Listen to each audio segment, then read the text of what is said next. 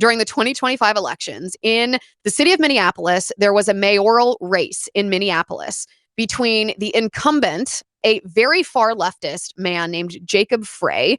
You may remember Jacob Frey because even though he's the mayor of Minneapolis, which you would think would be a local position, he's received some national headlines because of how far left he is.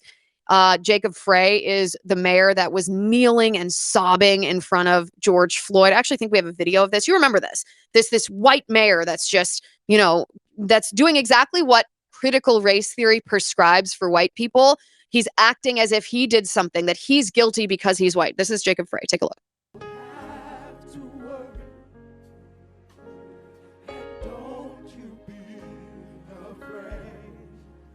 In a mask, no less.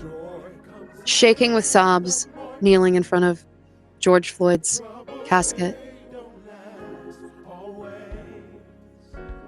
And make no mistake, this was not out of personal grief. He didn't know George Floyd.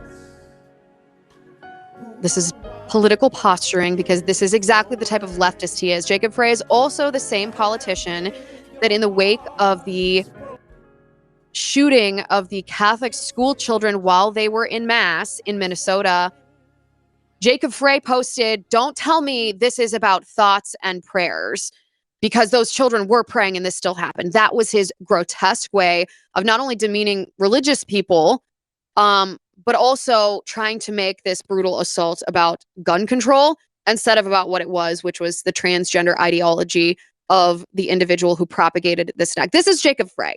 This is Jacob Frey. I mean, the nastiest, nasty type of radical leftist. He's not moderate. He's not centrist. And he's the incumbent. He was running in an election against a challenger by the name of Omar Fateh. Omar Fateh isn't the same kind of leftist as Jacob Frey. Omar Fateh was endorsed by Ilhan Omar, and yet he still lost the race. The incumbent Jacob Frey ultimately won. However, after Omar Fateh lost the race, this is the video of Ilhan Omar that I want to show you. I want to show you what Ilhan Omar said, and she wasn't speaking in English, and she hopes that this video doesn't get translated in English because of what she says. This is what Ilhan Omar says about the Somalis in the area who did not vote for Omar Fateh, who instead voted for Jacob Frey. Listen to Ilhan Omar. All right, when a Somalian person becomes an enemy, she says, there are people like this living right here in our city. She said, we see them all around. Some try to dismiss it, saying, oh, that person just talks too much. Or leave them alone, that's my relative. You probably met them in a coffee shop, Ilhan Omar says. You know exactly what type of people I'm talking about. You've met with them at Starbucks. Maybe you've seen them at the mosque once in a while. Maybe you've gone to parties with them. You know who I mean. You've seen them.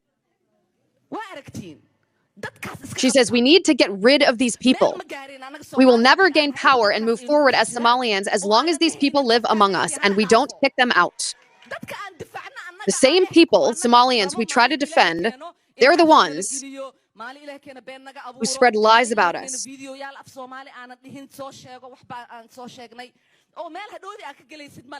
There's no way to defend ourselves, she said, when that happens. I can't keep saying all day, I didn't say that because I've got work to do.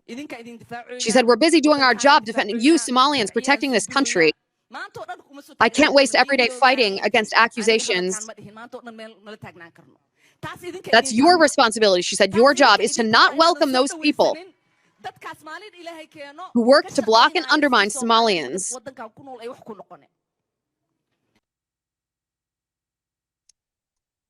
Get rid of the Somalians who did not vote for Omar Fateh. And again, the point that's critical to understand right now is Ilhan Omar is a member of the Democrat Socialists of America. She's obviously a member of the Squad. She's a crony of Bernie Sanders and AOC and those people who dislike America and want to transform us into a socialist nation. And that's what they primarily present themselves as being. Ilhan Omar primarily presents herself as being a DSA candidate, this sort of radical sect of the Democrat Party. But that's not really who she is. Because Jacob Frey, the incumbent mayor of Minneapolis, actually meets all of those qualifications. If what Ilhan Omar wants in a candidate is someone who abides by BLM ideology, Jacob Frey does. If Ilhan Omar wants someone who abides by transgender ideology, Jacob Frey does. If Ilhan Omar wants someone who abides by stupid, radical leftist, unconstitutional policies like gun control, that's what Jacob Frey does. Jacob Frey is such a pandering leftist that he actually spoke Somali in his victory speech after he defeated Omar Fateh. Listen to this. This is Jacob Frey. Assalamu alaikum. Habin wal accent. Magayega wa Yarub Farid. Boca Magala,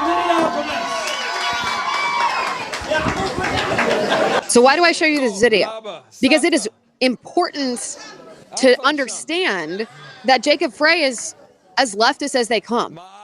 He is a far left radical, and yet there's something missing, something that's not enough about him as a politician, something that Ilhan Omar lacking in Jacob Frey that causes Ilhan Omar to endorse his opponent. Now, what is lacking in Jacob Frey that exists in Omar Fateh? Why is Jacob Frey's radical leftism not enough? And Spence, you can stop that video anytime. Why is Jacob Frey not enough?